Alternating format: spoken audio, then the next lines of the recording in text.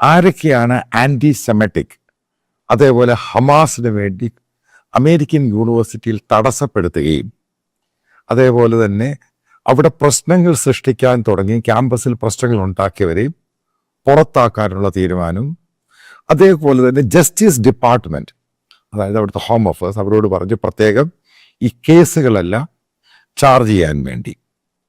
നിങ്ങൾക്കറിയാം, ഏകദേശം 1200ഓളം കുട്ടികളോടാണ് പല യൂണിവേഴ്സിറ്റികളായിട്ട് അവരോട് പറയുന്നത് അമേരിക്കയിൽ നിന്ന് ഡിസ്കണ്ടിന്യൂ ചെയ്യുക, അമേരിക്കൻ യൂണിവേഴ്സിറ്റിയിൽ അവർക്ക് പഠിക്കാൻ കഴിയില്ല.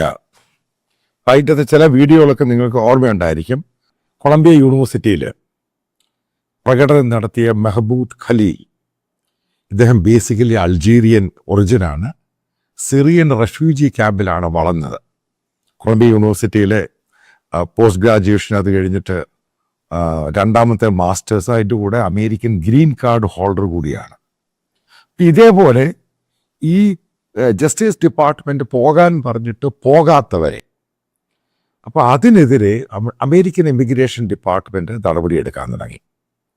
അതിനകത്ത് പല അധ്യാപകരുണ്ട്, സീനിയർ ഫാക്കൽറ്റി മെമ്പേഴ്സ് ഉണ്ട്, യൂണിവേഴ്സിറ്റിയിലെ പല സ്റ്റുഡൻസ്. കാരണം നിങ്ങൾക്കറിയാം, അവിടെ സ്റ്റുഡൻസ് പഠിക്കുന്ന സമയത്ത് അവിടെ ജോലിയും കൂടെ ചെയ്യും.